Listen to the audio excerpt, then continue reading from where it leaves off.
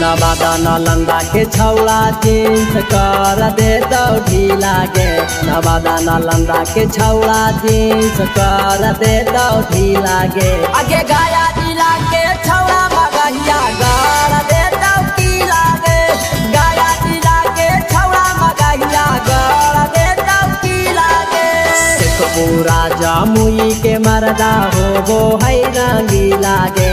शेखपुरा जामुई के मरदा होबो है रंगीला गे। आगे गया जिला के छौड़ा मगहिया कर दे दो ढीला गे।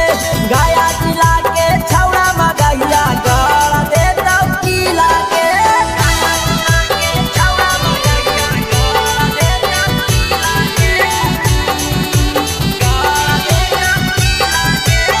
नमूना रिकॉर्डिंग स्टूडियो राजगीर।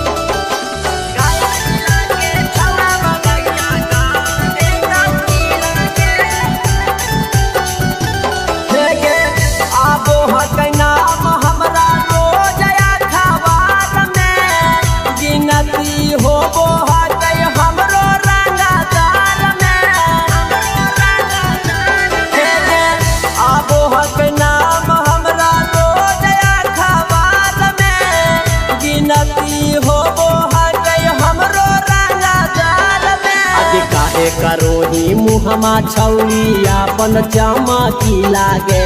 काहे करोही मुहमा छौरी अपन चमकी लागे। आगे गया जिला के छौड़ा मगहिया कर दे दो ढीला गे।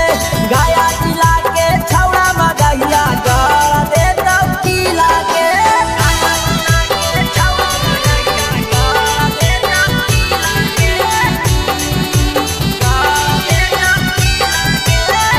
नमूना रिकॉर्डिंग स्टूडियो राजगीर।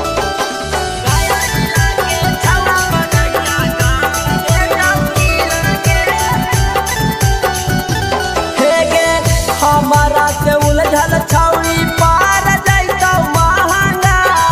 हर देव चोली तोरा फार देव लहंगा। हाँ हमारा से उलझल छौरी पार जैतौ महंगा।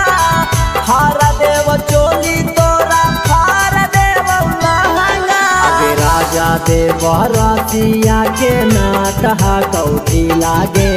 राबी पंत चौरासियों के नाट हो लौठी लागे। आगे गया जिला के छौड़ा मगहिया कर दे दो ढीला गे।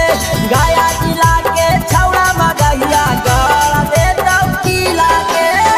presented by Namuna Music।